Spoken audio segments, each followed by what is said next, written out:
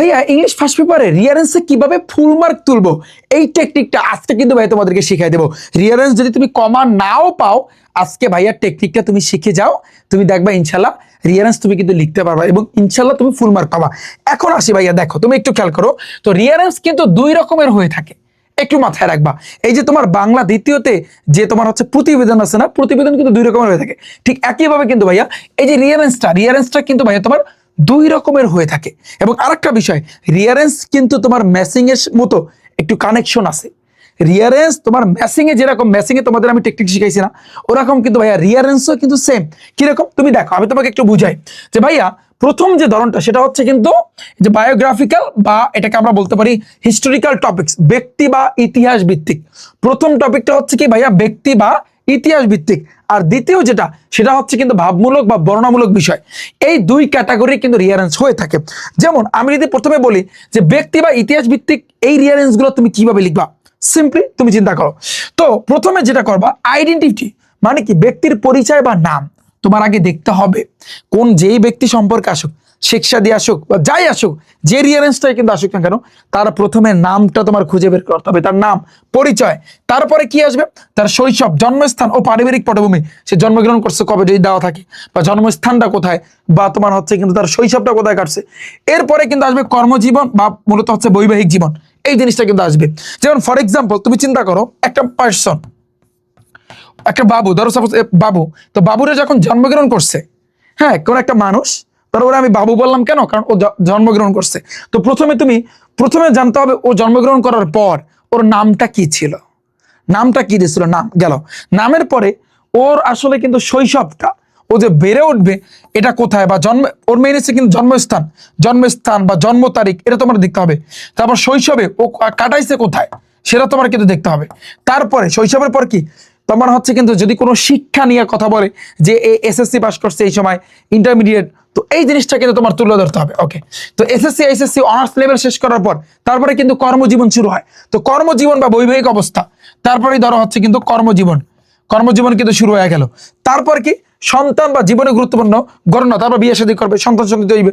তারপরে আস্তে আস্তে কিন্তু এটাই মানুষের লাইফটা কিন্তু এরকমই, ছোট্ট থাকে শৈশব, তারপর আস্তে আস্তে কিন্তু এইচএসসি দেয়, কর্মজীবনে কিন্তু ঢোকে, বিয়ে শাদী করে, তারপর হচ্ছে কিন্তু এই জিনিসটা, তারপর বড় কাজ বা গুরুত্বপূর্ণ অর্জন যদি কোনো জীবনে অর্জন করে থাকে তাহলে এটা।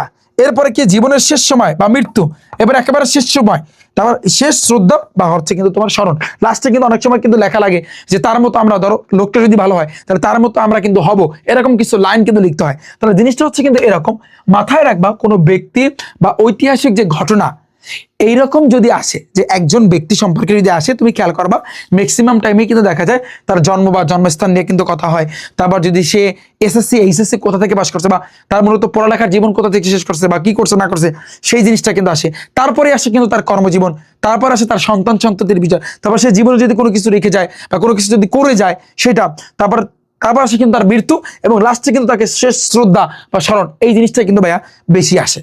আমি আশা করছি এই জিনিসটা দ্বারা তুমি বুঝতে পারছো। তুমি এই জিনিসটা আমাদের জীবনের সাথে তুলনা করো।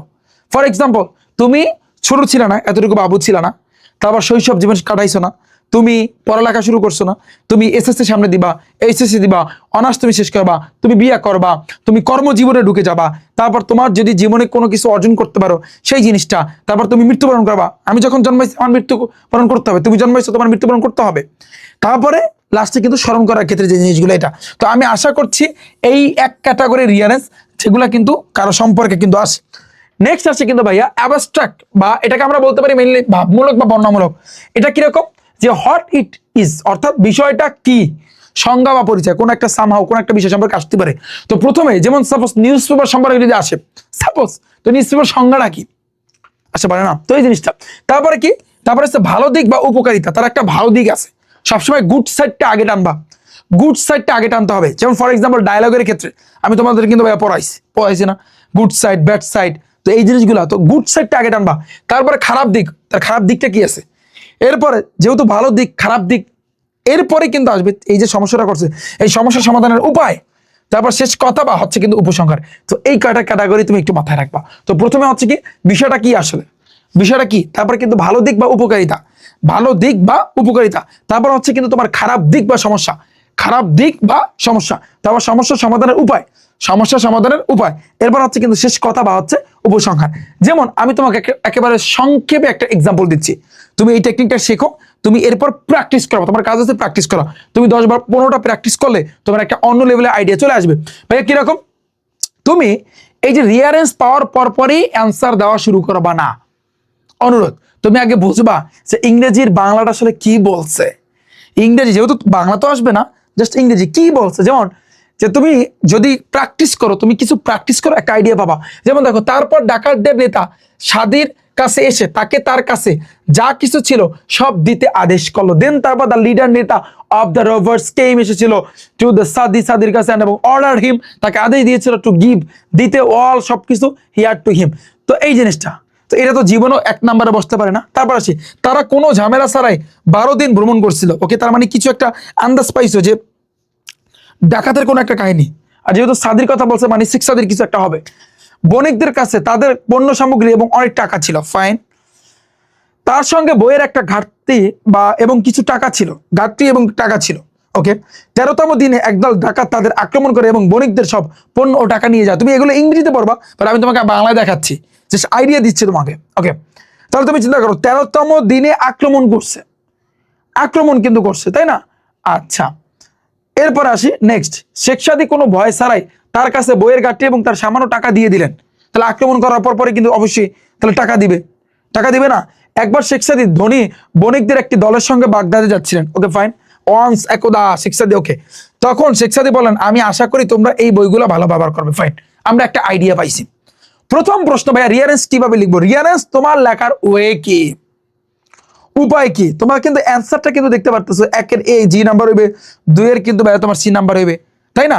তুমি যেটা রিয়ারেন্সে যেটা করবা, ধরো একটা কোশ্চেন আসলো, ধরো জি নাম্বার, তারপর plus c number plus d number plus, এখানে তুমি অ্যান্সার দিয়া তারপর কিন্তু এরকম লেখা শুরু করবা, এত নং প্রশ্নের উত্তর, তারপর D number, B number, E number, A number, তারপর এফ নাম্বার, তারপর কিন্তু এইচ নাম্বার। তো এই জিনিসগুলো তোমার আগে লিখতে হবে, যে কোনটা আগে কোনটা পরে, তারপর তুমি একসাথে কিন্তু লিখে দেবা। তারপর তোমার কিন্তু পুরো জিনিসটা কিন্তু লিখতে হবে। যেমন ফর এক্সাম্পল, আমি যদি বলি, এটা তো তুমি লেখলাম, প্রথমে কি হবে? তুমি নর্মালি চিন্তা করো, প্রথমে কি হবে? তুমি প্রথমে একটু ভাবো যে এখানে এই যে ওয়ান্স একদা শেখ সাদি ওয়াজ গোয়িং, গিয়েছিল টু বাগদাদে উইথ এ গ্রুপ অর্থ দল নিয়ে, অফ রিচ ধনী, মার্চেন্ট অর্থ কিন্তু বণিক, ধনী বণিকদের একটা দলের সঙ্গে কিন্তু বাগদাদে যাচ্ছিলেন। এটা কিন্তু 1 নাম্বার হবে, দেখি বোঝা যাচ্ছে। আচ্ছা, তো ধনী বণিকদের সাথে কিন্তু গেছিলেন, এটা কিন্তু 1 নাম্বার হবে ভাইয়া, এটা কিন্তু 1 নাম্বার হবে। আমি 1 দিয়ে দিচ্ছি, ফাইন, মানে তোমাদের বোঝানোর জন্য। তারপর কি হইতে পারে? তারপর কি হয়েছে? শেখ সাদি কোনো ভয় ছাড়া না, তারপর কিছু একটা হয়েছে। তারপরে ডাকাতদের নেতা সাদির কাছে না, তারা কোনো না, বণিকদের কাছে তাদের পণ্য সেবা অনেক, এটা 2 নাম্বার, যে দ্য মার্চেন্টস বণিকদের কাছে হ্যাড অর্থ ছিল, দেয়ার তাদের গুডস ভালো, অ্যান্ড এবং লট অফ প্রচুর মানি টাকা ছিল, ফাইন। এটা আমাদের কিন্তু গেল, মানে হচ্ছে টাকা ছিল। এরপরে মনে হয় সম্ভবত অ্যাটাক করছে, ডাকাতরা মনে হয় অ্যাটাক করছে 13তম দিনে। তারপর তখন শেখ সাদি কোনো ভয় ছাড়া, আচ্ছা এরপর কি হইতে পারে? তার সঙ্গে টাকা ছিল এবং শেখ সাদির কাছে কি ছিল? এটা 3 নাম্বার, যে তার সঙ্গে তার ছিল এক বান্ডেল অফ বুক, এক বান্ডেল বই ছিল, এন্ড এবং সাম মানি, কিছু টাকা ছিল উইথ হিম, তার কাছে। এরপরে মনে হয় তারা আসলে মানে তাদের কিন্তু একটা ডাকাতে হয়তো বা আক্রমণ কিন্তু করছে, তাই না? আমি যদি বলি যে তারা কোনো ঝামেলা ছাড়াই 12 দিন অতিক্রম করলো, এটা কিন্তু তোমার 4 নাম্বার।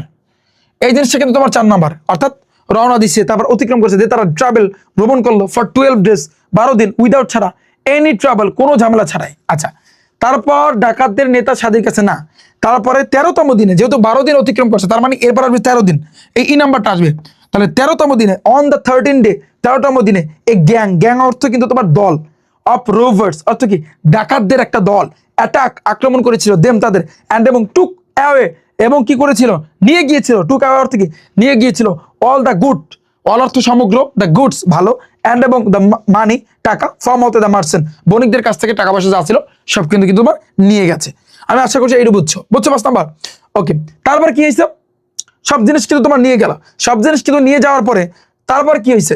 এখানে বলছে শেখ সাদি কোনো ভয় ছাড়াই তার কাছে বইয়ের ঘাটতি না, এখানে কিন্তু আরেকটা কাহিনী আছে, এটা 5 নাম্বার। 6 নাম্বার হবে কিন্তু এটা কেন? দেখো, তারপর ডাকাতদের নেতা সাদির কাছে এসে তাকে তার কাছে যা ছিল সেটা দেওয়ার জন্য বলছে। তাহলে দেখো দেন তারপরে যেহেতু আক্রমণ করছে, আক্রমণ করার পরে ওই বণিকদের কাছে যা ছিল সেগুলো নিছে, এরপর সাদির কাছে গেছে, শেখ সাদির কাছে।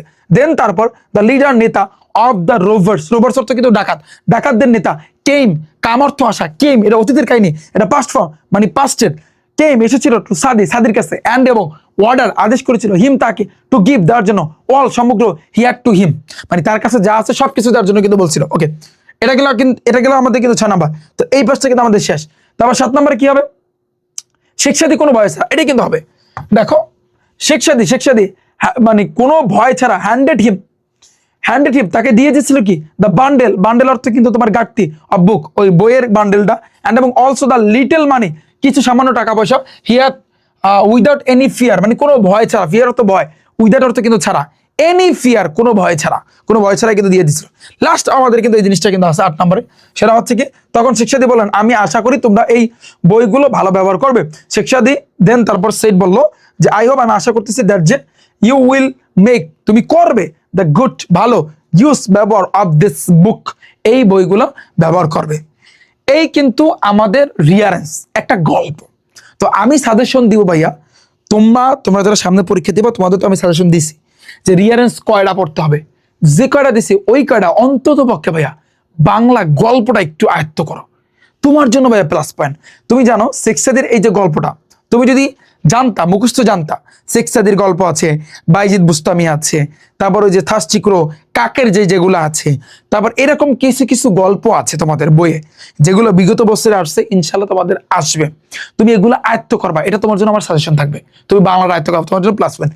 আর এই যে রিয়ারেন্সটার দিকে যদি তুমি তাকাও, এখানে যে কাহিনীটা কিন্তু হয়েছে যে শেখ সাদি কিন্তু ধনী বণিকদের একটা দলের সঙ্গে কিন্তু বাগদাদে গেছিল। হ্যাঁ, তা ওই ধনী বণিকদের কিন্তু এরপরে পরের ল্যান্ডে কি হবে যে যেহেতু ধনী বণিকদের সাথে বাগদাদে যাচ্ছিল বা গিয়েছিল, তাহলে অবশ্যই ওই বণিকদের সম্পর্কে কিছু একটা বলছে যে বণিকদের সাথে মানে টাকা পয়সা যাচ্ছিল সেই জিনিসটা কিন্তু তোমার বলছে। ওকে, এরপরে দেখো পরে এভাবে কিন্তু তারা কোনো ঝামেলা ছাড়াই 12 দিন কাটাইছে, এই লাইনটা কিন্তু আসছে।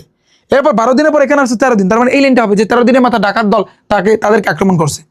তো ডাকাত দল আক্রমণ করার পর আগে শেখ সাদির কাছে আয় নাই, সবার কাছে যা ছিল সবকিছু নিছে।